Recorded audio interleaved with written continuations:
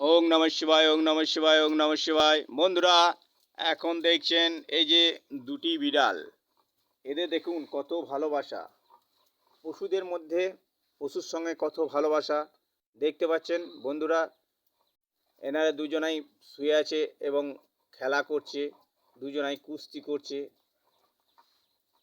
দেখুন পশুদের মধ্যে কত ভালোবাসা, কিন্তু মানুষের মধ্যে ভালোবাসা নেই।